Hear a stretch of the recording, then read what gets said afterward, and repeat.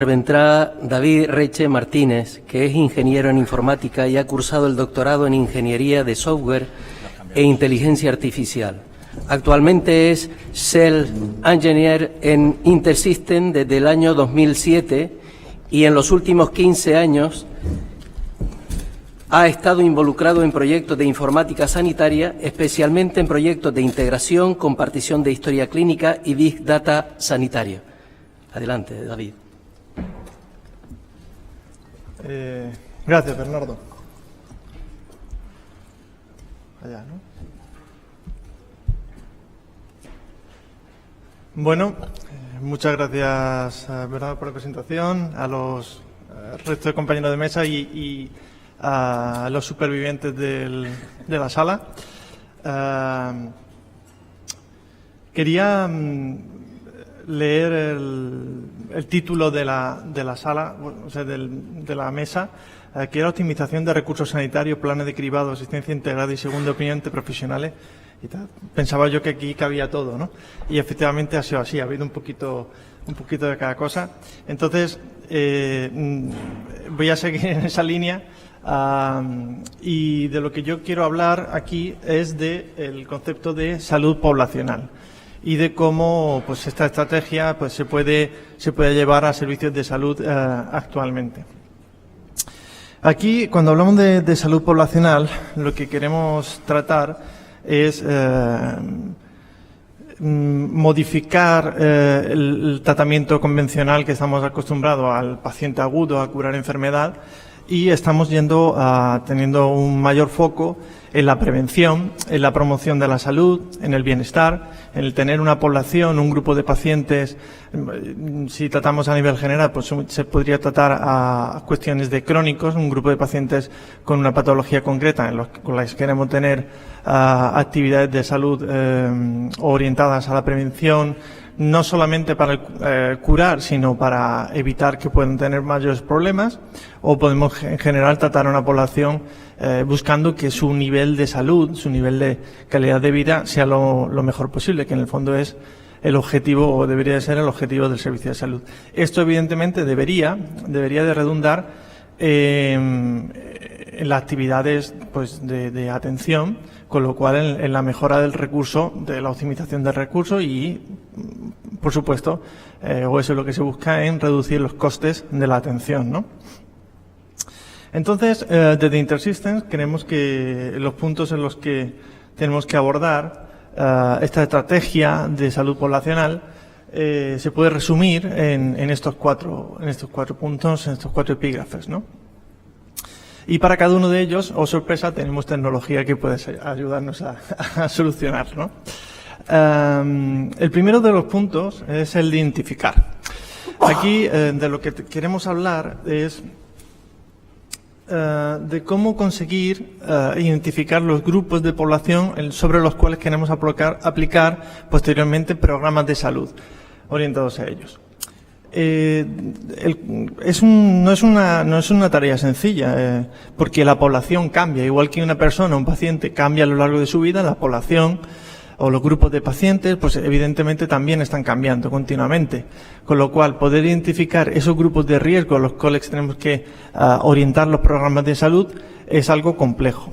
En algunos casos tenemos que tenemos datos suficientes, datos codificados suficientes de sus historias clínicas, de manera que nosotros podemos extraer de ellos seleccionar los pacientes, en términos médicos, la cohorte, ¿no? Esto me suena a Asterix Obelix, las cohortes de pacientes que queremos tratar.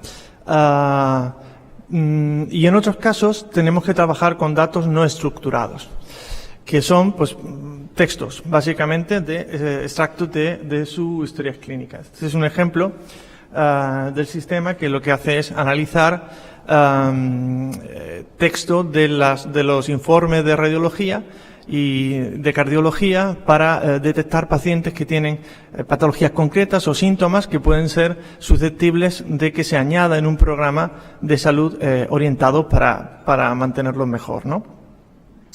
Este sería el primer punto, poder identificar los pacientes.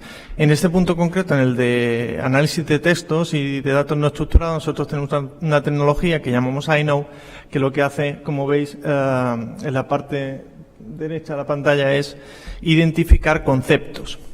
No son textos sin más, sino conceptos. Esos conceptos tienen relación entre ellos, de manera que podemos identificar que un paciente que tiene distintos conceptos clínicos, evidentemente, puede ser, digamos, susceptible de sufrir un ataque de corazón o de ser tratado de una manera determinada en este área de cardiología, por ejemplo, ¿no? Una vez que tenemos ya identificados el conjunto de pacientes, el siguiente paso es definir el programa de salud. Aquí, por ejemplo, si estamos tratando pues, pacientes crónicos tipo de diabetes, por ejemplo, pues bueno, ese es el enfoque clásico de un tratamiento de un conjunto de pacientes crónicos. Pero también, por ejemplo, podemos tratar a mujeres con embarazos de alto riesgo. En este caso, por ejemplo, aquí podemos tratar o manejar datos clínicos, ¿no? Pues si la mujer es mayor de 40, tiene un problema de diabetes, y tiene etcétera, etcétera. Pero también tenemos que tener en cuenta factores sociales, por ejemplo, si ha tenido problemas depresivos, etcétera. Para poder conseguir hacer esto, pues posiblemente tengamos que tener, como ya hemos visto, interacción entre distintos niveles asistenciales, como son la parte primaria especializada, pero posiblemente también tener cierta integración con otros entornos como sociosanitario o servicios sociales, etcétera. Esto es algo que está todavía bastante lejos, políticamente, organizativamente y llegando ya a la parte técnica. No hay estándares, no hay una uniformidad en cuanto a los sistemas, entonces todavía es complicado tener esa parte del proceso bien definida, ¿no?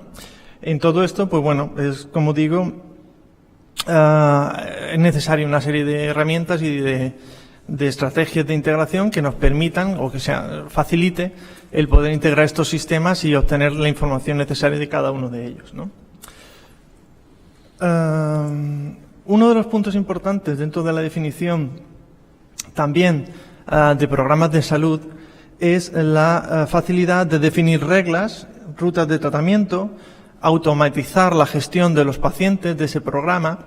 En algunos casos, pues ha habido servicios de salud, pues por ejemplo, ahora estamos trabajando con uno de ellos, en los cuales se definen rutas de tratamiento para pacientes con EPOC o pacientes con otra patología que deben de seguir un flujo realmente. Entonces, debemos de permitir definir un flujo de trabajo, definir reglas sobre las información que se va obteniendo periódicamente del paciente, pues, por ejemplo, en una atención domiciliaria o en una visita al médico, y a través de esas reglas ejecutar acciones que pueden ser generar otras nuevas actividades, como vemos aquí en la parte de abajo, en la lista de trabajo que han sido nuevas acciones consecuencia de la actividad que se lleva sobre ese grupo de pacientes.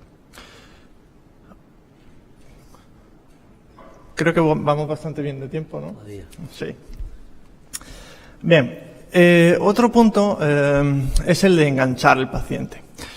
Esto aquí, pues, ha estado hablando antes bastante de este tema Carlos, sobre el proyecto del MSSPA y el tema de la movilidad, en la cual el paciente, o los pacientes o los ciudadanos, mejor dicho, van a poder tener acceso a su historia clínica o van a poder tener acceso a cierta parte de su historia o de su información clínica dentro de aplicaciones móviles. Esto es todo un campo nuevo de aplicación, como ya hemos visto antes, y de lo que queremos hablar y tratar aquí es de facilitar a que haya comunidades de pacientes que pueden estar relacionados por las mismas patologías o pueden estar relacionados por otros motivos, en los cuales, pues, no solamente se disponga de la información que proporcionan los sistemas de salud, sino que también sea el mismo paciente el que aporte para mejorar su nivel de salud.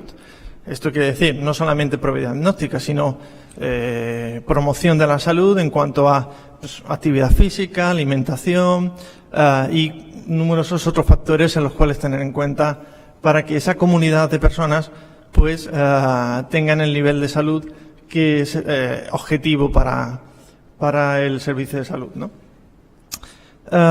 Dentro de esta actividad de enganche del paciente tenemos un producto que se llama HealthShare Community, Personal Community, en los cuales, pues antes he oído también en la presentación anterior alguien que era Community Manager, o sea, tiene que haber un rol de una persona que esté dando contenido a ese portal, que esté ofreciendo información continuamente.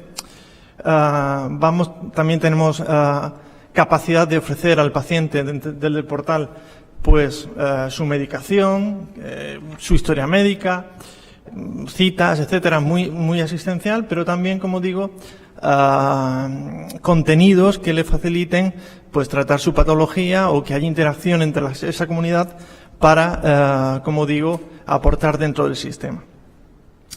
Bueno, pues nos queda un punto más, que sería ya el de analizar.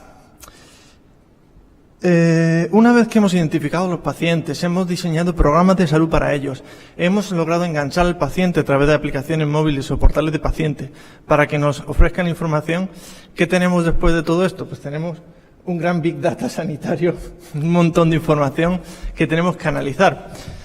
Realmente el objetivo era disminuir los costes, mejorar la atención y el nivel de vida o nivel de salud de los pacientes. Pues por supuesto tenemos que medir todo esto, tenemos que ofrecer indicadores. Esos indicadores no siempre son fáciles de obtener. Este es un ejemplo en el que queremos reducir el número de visitas después de un acto clínico después de un acto clínico determinado, ¿no? Estos serían los resultados. En este, digamos, punto de aquí estamos buscando el performance o el rendimiento que hemos conseguido, y un punto muy importante que hay aquí es el del coste. Vale, somos capaces en este ejemplo, por ejemplo, de dimensionar el coste de cuánto es una visita, tanto para la organización como podría ser también orientado al paciente, y lo que vamos a buscar aquí no solamente, como digo, reducir el coste económico, sino también incrementar el nivel de salud. O sea que hay distintos indicadores que son necesarios de tener en cuenta para hacer todo esto. En definitiva, y en resumen, como conclusión, para todo este proceso o este nuevo concepto de salud poblacional que esperamos dentro de los próximos años tenga mucho aceptación, interés y necesidad de efectuar inversión dentro de los servicios de salud, será necesario disponer de una plataforma de datos que sea capaz de mantener ese Big Data sanitario y realizar y obtener los indicadores necesarios que hemos visto. Tendremos que ser capaces de ofrecer información al paciente como proyectos como los que hemos visto del MSSPA, y tendremos que tener también la capacidad de analizar datos no estructurados y de interoperar con sistemas y niveles asistenciales y no asistenciales que posiblemente no tengan estándares predefinidos y que sean bastante heterogéneos. Por mi parte nada más, agradecer a los asistentes que quedan vivos. Y a continuación, Bernardo, si quieres hacer un turno de preguntas. Ahí estamos. Gracias. Muchas gracias, David.